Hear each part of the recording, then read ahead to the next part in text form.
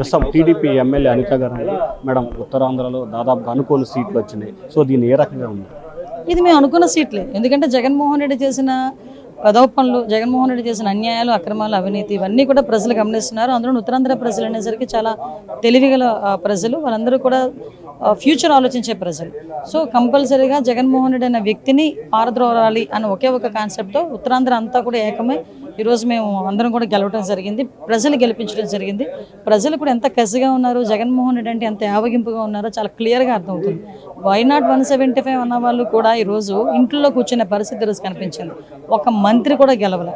అంటే ఈరోజు ప్రజల్లో వ్యతిరేకత ఎంతవరకు ఉందో జగన్మోహన్ రెడ్డి మీద అర్థమవుతుంది. అట్ ద సేమ్ టైం ఈరోజు మమ్మల్ని నమ్మి గెలిపించినందుకు ప్రత్యేకంగా ప్రజలందరికీ ధన్యవాదాలు తెలియజేసుకోవడంతో పాటు మాకున్న బాధ్యతను కూడా మేము గుర్తిరిగి ఫ్యూచర్లో పనిచేస్తామని చెప్పి ప్రధానంగా మాజీ మంత్రి రోజా కానీ లేకపోతే నాని కానీ చాలా అసభ్యకరమైన వ్యాఖ్యలు చేశారు. సో వాటికి ఎటువంటి ట్రీట్మెంట్ ఉంది? అసలు వాళ్ళ గురించి ఈ టైంలో మాట్లాడుకోకపోవడమే మంచిది. ఎందుకంటే కొంతమంది గురించి మాట్లాడుకుని మా మూడ్ చెడగొట్టుకునే పరిస్థితి కాదు. వాళ్ళకి సిగ్గుపడాలి. నిజంగా కరెక్ట్గా చెప్పాలంటే ఈ ఓటమే వాళ్ళకి లాగి పెట్టి చెంపదెబ్బ కొట్టినట్టు. ఈ ఓటమి అంటే ఇదే కొడాలని మేము ఇలా పంపించేస్తాం అలా పంపించేస్తాం పెద్ద మనిషి కౌంటింగ్ సెంటర్ నుంచి అతనే ఫస్ట్ వెళ్ళిపోయిన మనిషి. ఈరోజు చంద్రబాబు నాయుడు గారు గెలిస్తే కుప్పంలో నేను ఇంటి ముందు కూర్చొని చెప్పులు తుడుస్తానన్న కొడాలని ఈరోజు చంద్రబాబు నాయుడు గారు చెప్పులు మనం పంపించమంటాడో లేకపోతే ఆయన వచ్చి తీసుకెళ్తాడో ఆయనే అనుకోవాలి. సో ఇలాంటివన్నీ ఉన్నాయి. ఓవరాల్గా వాట్ ఎవర్ ఇట్ మేబీ వాళ్ళు ఓటమి దాంట్లో ఉన్నారు, మేము గెలుపు ఆనందంలో మేము ఉన్నాం. డెఫినెట్గా ప్రజలు మాకు ఇచ్చిన మ్యాండేటరీని మేము కంపల్సరీ పూర్తి చేయాలి కాబట్టి మేము దాని మీద దృష్టి పెట్టాం. ఎవరిని టార్గెట్ చేసుకున్నప్పుడు నేను పోయినంత మాత్రాన నన్ను టార్గెట్ చేస్తే వైఎస్ఆర్ కాంగ్రెస్ పార్టీ ఏం ఆగదో, జగన్మోహన్ రెడ్డి గారు ఇంటికి కూడా వీళ్ళు ఏం పీకలేరు. నన్ను కాదు జగన్మోహన్ రెడ్డి గారినే టార్గెట్ చేస్తారు. ఇక్కడ మీరున్న సెక్యూరిటీ అంతా తీసేసి గన్మెన్లు తీసేసి ఇంకా 15 రోజులు ఎలక్షన్ జరగలేదు, కమిటీ సిఫార్సులు రాలేదు, ఇక్కడ మొత్తం అంతా కూడా సెక్యూరిటీ తీసేశారు కదా. తీసేసి ఎల్లో మీడియా కెమెరాలు పట్టుకొచ్చి జగన్మోహన్ రెడ్డి గారి ఇంట్లోకి ఎట్టెళ్ళాలి, గోడదు గెట్టెళ్ళాలి, ఇవన్నీ కూడా వాళ్ళే చూపిస్తున్నారు. కాబట్టి ఇక్కడ టార్గెట్ ఎవడు దొరికితే ఆ టార్గెట్, ఇటువంటి వాటికి భయపడే ప్రసక్తి లేదు. ఎవడెవడికి టార్గెట్, ఎవడెవడి చేతులు ఏం రాసి ఉందో అవన్నీ పైన ఉన్నటువంటి భగవంతుడు నిర్ణయిస్తాడు. ఎవరి టార్గెట్లు ఎవరికి ఏమవుతుందో చూద్దాం రాబోయే రోజుల్లో. అదేవిధంగా ఋషికొండలో కట్టినటువంటి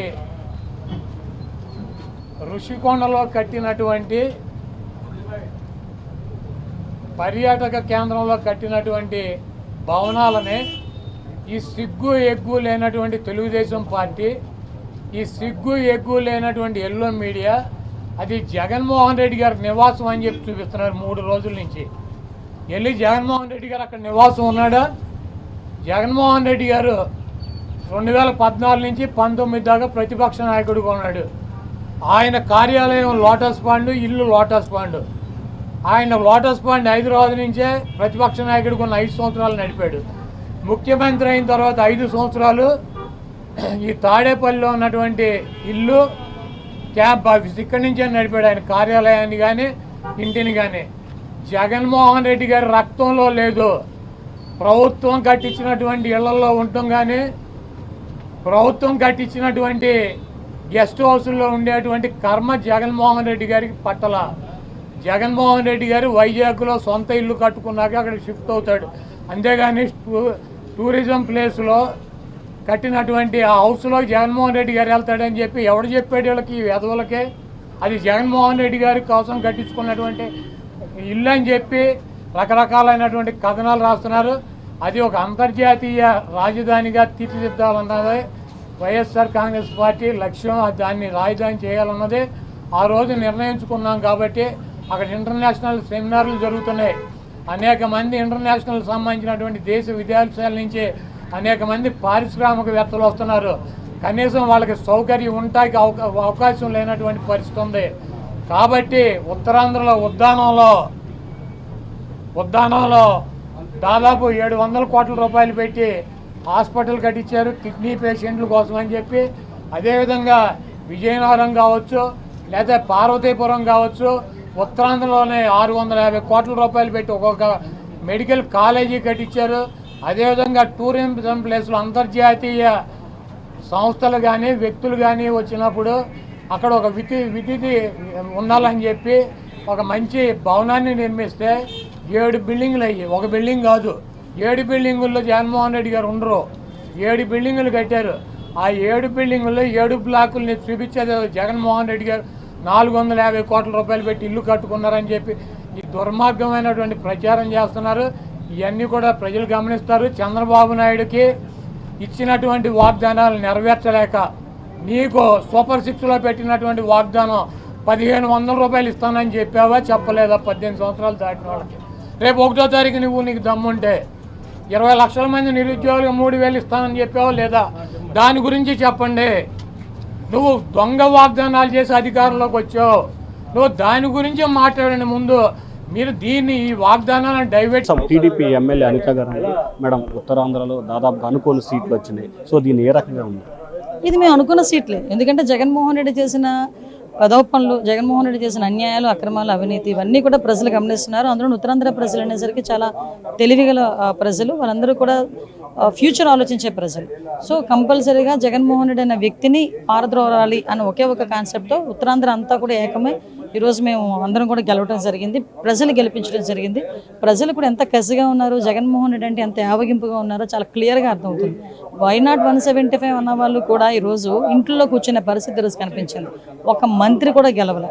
అంటే ఈరోజు ప్రజల్లో వ్యతిరేకత ఎంత వరకు ఉందో జగన్మోహన్ రెడ్డి మీద అర్థమవుతుంది. అట్ ద సేమ్ టైం ఈరోజు మమ్మల్ని నమ్మి గెలిపించినందుకు ప్రత్యేకంగా ప్రజలందరికీ ధన్యవాదాలు తెలియజేసుకోవడంతో పాటు మాకున్న బాధ్యతను కూడా మేము గుర్తిరిగి ఫ్యూచర్లో పనిచేస్తామని చెప్పి ప్రధానంగా మాజీ మంత్రి రోజా కానీ లేకపోతే నాని కానీ చాలా అసభ్యకరమైన వ్యాఖ్యలు చేశారు. సో వాటికి ఎటువంటి ట్రీట్మెంట్ ఉంది? అసలు వాళ్ళ గురించి ఈ టైంలో మాట్లాడుకోకపోవడమే మంచిది. ఎందుకంటే కొంతమంది గురించి మాట్లాడుకుని మా మూడ్ చెడగొట్టుకునే పరిస్థితి కాదు. వాళ్ళకి సిగ్గుపడాలి. నిజంగా కరెక్ట్గా చెప్పాలంటే ఈ ఓటమే వాళ్ళకి లాగి పెట్టి చంపదెబ్బ కొట్టినట్టు. ఈ ఓటమి అంటే ఇదే కొడాలని మేము ఇలా పంపించేస్తాం అలా పంపించేస్తాం పెద్ద మనిషి కౌంటింగ్ సెంటర్ నుంచి అతనే ఫస్ట్ వెళ్ళిపోయిన మనిషి. ఈరోజు చంద్రబాబు నాయుడు గారు గెలిస్తే కుప్పంలో నేను ఇంటి ముందు కూర్చుని చెప్పులు తుడుస్తాను నా కొడాలని ఈరోజు చంద్రబాబు నాయుడు గారు చెప్పులు మనల్ని పంపించమంటాడో లేకపోతే ఆయన వచ్చి తీసుకెళ్తాడో ఆయనే అనుకోవాలి.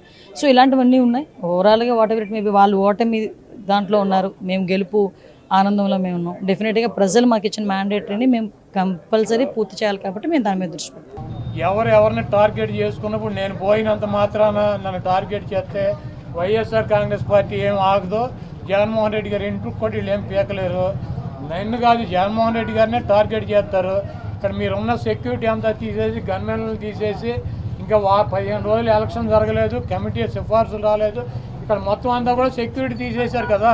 తీసేసి ఎల్లో మీడియా కెమెరాలు పట్టుకొచ్చి జగన్మోహన్ రెడ్డి గారి ఇంట్లోకి ఎట్టెళ్ళాలి, గోడదు గెట్టెళ్ళాలి, ఇవన్నీ కూడా వాళ్ళే చూపిస్తున్నారు. కాబట్టి ఇక్కడ టార్గెట్ ఎవడు దొరికితే ఆ టార్గెట్, ఇటువంటి వాటికి భయపడే ప్రసక్తి లేదు. ఎవడెవడికి టార్గెట్, ఎవడెవడి చేతులు ఏం రాసి ఉందో అవన్నీ పైన ఉన్నటువంటి భగవంతుడు నిర్ణయిస్తాడు. ఎవరి టార్గెట్లు ఎవరికి ఏమవుతుందో చూద్దాం రాబోయే రోజుల్లో. అదేవిధంగా ఋషికొండలో కట్టినటువంటి